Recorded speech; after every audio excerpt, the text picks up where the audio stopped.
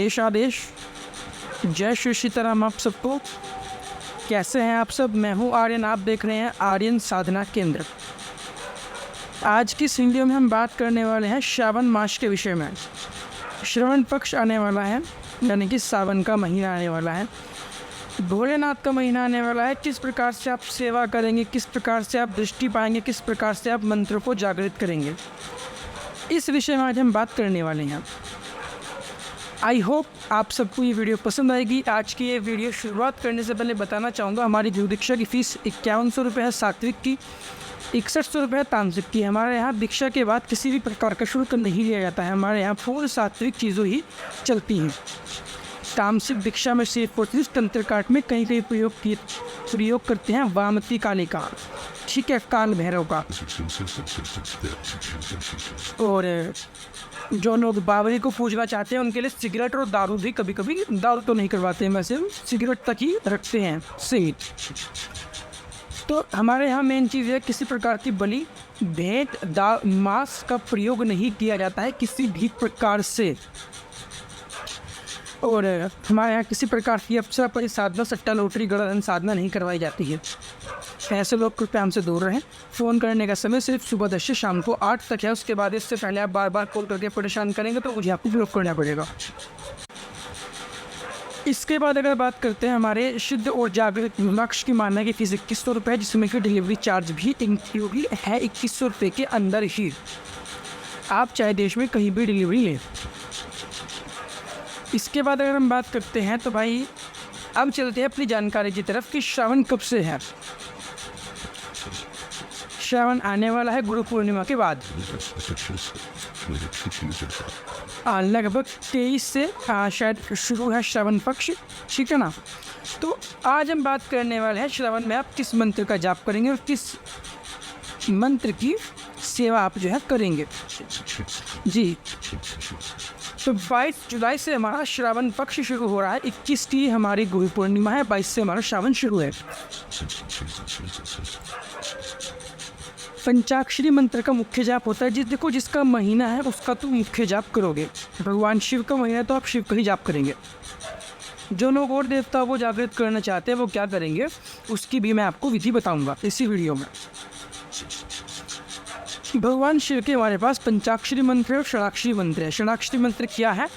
प्रणव नमः शिवाय। प्रणव मतलब ओम, ओंकार, ओम नमः शिवाय। और पंचाक्षरी मंत्र क्या है? नमः शिवाय। तथा शिव का वो मंत्र क्या है जो कि सबके लिए सुलभ है, वो है शिवाय नमः, ओम नमः शिवाय। यानी कि षडाक्षरी मंत्र का जाप वो लोग करेंगे जिनका जो सन्यासी हैं, जो लोग घर से अलग रहते हैं, जिनके लिए जिन्होंने दुनिया को त्याग दिया है एक प्रकार से, घर वालों को, गृहस्थी को। पंचाक्षरी मंत्र का जाप वो करते हैं जिनके पास यज्ञोपवीत धारण किए होते हैं। और शिवाय नमः का जाप कौन कर सकते हैं? सब, यानी कि संसार का हर एक प्राणी, हर एक लोग, हर एक मनुष्य शिवाय नमः का जाप करने के योग्य है। तो अगर आपका ये चीज़ें हुई है तो आप अपने हिसाब से देख लीजिएगा, बाकी आप जो है वरना शिवाय नमः का जाप कीजिए। स्त्री हो तब भी शिवाय नमः का जाप कीजिए। अब 16 लाख के मंत्र का पोषण होता है एक। कलयुग में 5 लाख पे मंत्र की जागृति होती है। 20, 21 से 25 लाख के जप होने पे मंत्र अपने पूर्ण वेग के साथ सिद्ध होता है। अब आपको श्रावण में लगभग 5 लाख का जाप करना है। एक महीने का श्रावण है, डेली अगर 150 माला भी करोगे तो 5 लाख पार, यानी कि 166 माला करोगे। मतलब ठीक है, तुम 151 माला कर रहे हो, वो काफ़ी है। 151 माला में आपका एक महीने में ये मंत्र सिद्ध हो जाएगा। 151 माला करने में आपको लगभग 3 घंटे के आसपास का समय लगेगा। पूर्ण पूजा, दीपक जलाना, धूपबत्ती, अगरबत्ती, नैवेद्य, फूल, प्रसाद, ठीक है, पानी भर के रखना, वो सब मिला के जो है आपको प्लस जप भी करना, आपको 3 घंटे लगेगा, ठीक है। मुझे लगभग 1 मिनट लगती है एक माला करने में, यानी कि 60 मिनट 60 माला करने में, यानी कि 120 मिनट 120 माला करने में, यानी कि 2 घंटे के आसपास लगेंगे 120 माला करने में। तो वही 2.5 घंटे के आसपास का समय आपको लगेगा मुझे, मेरे हिसाब से। 2.5 घंटे का समय आपको लगेगा 151 माला जाप करने में, बड़े आराम से, ठीक है ना। इसके बाद आपको जो है नित्य शिवलिंग पे जाना है। शिवलिंग पे आपको जो है 5 दीपक लगाने हैं, क्योंकि भगवान शिव के 5 मुख हैं। अब जो आपको 5 दीपक लगाने हैं वो किस किस के नाम से आपको लगाने हैं। देखिए, सबसे पहले जो भगवान शिव का जो मुख है उसे हम बोलते हैं, जो हमारा पहला नाम होगा वो होगा सदोजात, ठीक है ना। इसके बाद वामदेव, इसके बाद तत्पुरुष, इसके बाद अघोर और ईशान। इस प्रकार से भगवान शिव के 5 मुख हैं और आपको जो है 5 मुख के नाम से एक एक दीपक लगाना होता है, ठीक है ना। इसमें मैं आपको डिस्क्रिप्शन में इनके नाम लिख दूंगा एक बार, ताकि आप लोग अच्छे से देख पाएँ। इनके नाम से 5 दीपक लगाने हैं।